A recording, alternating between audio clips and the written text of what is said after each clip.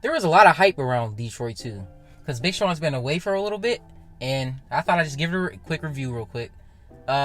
Big Sean needs no introduction. He's been away for a few years, but this is like his big studio release since I Decided. It was like his last big album. He had a few albums between that kind of were like mid and kind of flopped. So with this one, it's a continuation of his first mixtape, Detroit, and I didn't listen to that. I'm not that familiar with Big Sean's catalog. I did listen to I Decided and Dark Sky Paradise, I think. So I'm a little familiar with his music, but not all the way. But with this album, there was a lot of hype behind it because he had a track with Nipsey Hussle, rest in peace, and he was rapping pretty good on it. He was gone for a while. People were a little interested. I think that's a good thing when artists sometimes go away for a little bit and they just experience life, and it gives them some more stuff to rap about, because now we're interested in what do you got to say, what happened between the last album and this album. So with that being said, he started off this album really strong. The first three songs were really, really straightforward, to the point, and it showcased his rapping ability. So he started with Why Would I Stop, Lucky Me, and Deep Reverence, the Nipsey Hussle track that I mentioned earlier. And with these tracks, Sean to me is like if there was a tier to rapping, if A is the best of the best, Sean's like a B tier rapper. So with that being said, I think the first song he said was made right there in the studio, and you can see the beat was built around Big Sean's voice. And this was a really good, I was working out to this song. I was playing basketball to this song. It was that type of song. It was a motivational. Why Would I Stop? I could see this being played on the NBA playoffs. I could see this being picked up. Lucky Me was his second track off there, and he got a little more personal with what he was talking about. He was talking about the heart diagnosis and talking about how he doesn't believe in Western medicine, which he has another line on one of the later tracks where he says he doesn't even get a flu shot. So I don't know where he's going with that. I don't get flu shots either, but it sounded like he was kind of starting to believe that he was an anti-vaxxer person. I mean, he didn't say that, but it felt like that you would come to that conclusion based off what he was saying. But yeah, another track in the same vein of Why Me. The beat was a little more less produced, and there was a good guitar sample in the background. And the third track with Nipsey Hussle gave a really solid verse. I really love the part where he says, "I was birthed in a C-section." I thought that was a really clever line. Big Sean took over the rest of the track.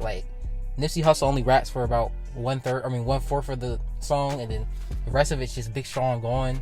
He talks about dealing the issue with Kendrick, because both of them were nah, there's no issue between us, but we knew they were dissing each other back and forth. And after that, it's the problem with this album with me was, one, when I looked at the track list, it was an hour and 11 minutes.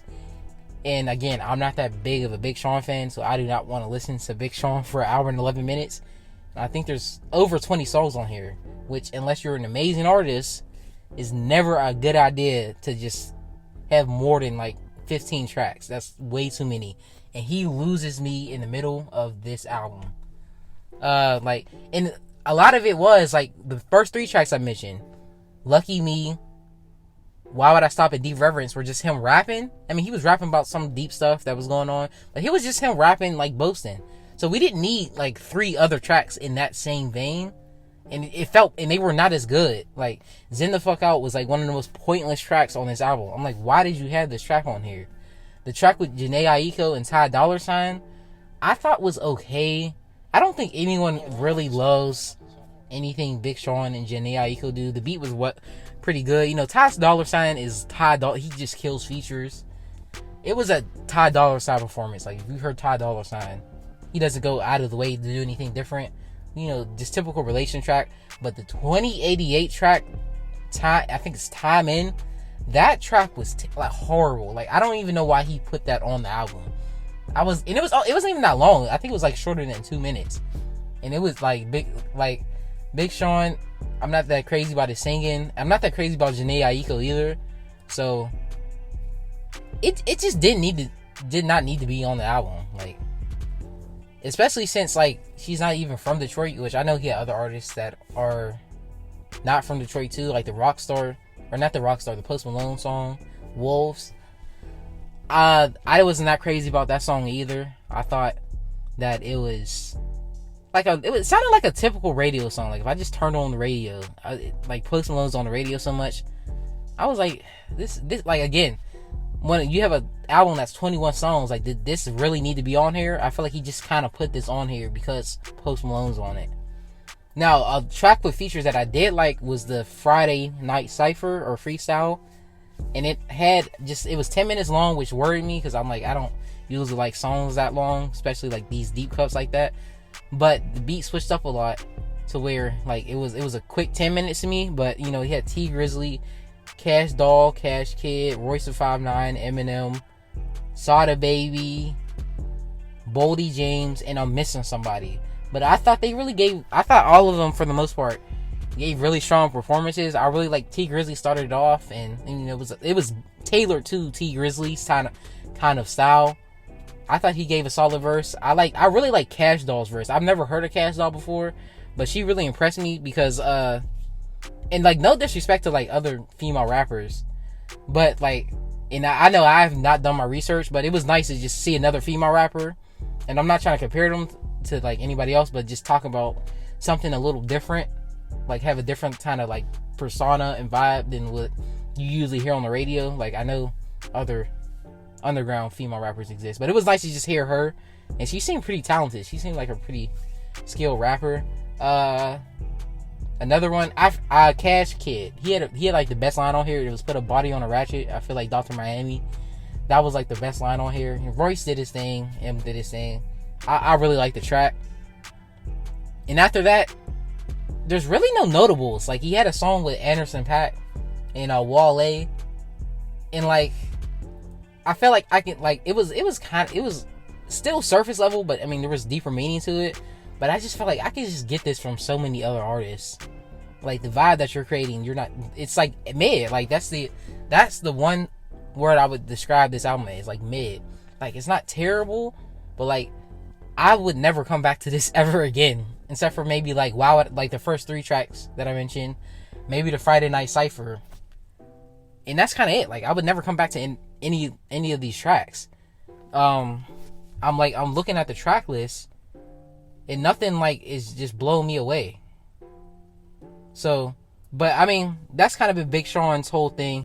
Like, shout out to his rollout team. Like, he had a lot of people excited for a Big Sean album, because after his last 3 projects, I think people were like, I think it was good for him to take that break, because a lot of people were over Big Sean. Like, he was releasing mid, like, and I think mid, like he'll be the epitome of like a bubble team. Like he makes it to the playoffs, but he gets eliminated in the first round. Like he's not bad enough to like he's going to get views because of how bad he is, like the Knicks or like the Bulls or something. But he's not good enough to ever compete for a championship. He's a bubble team, like a perennial.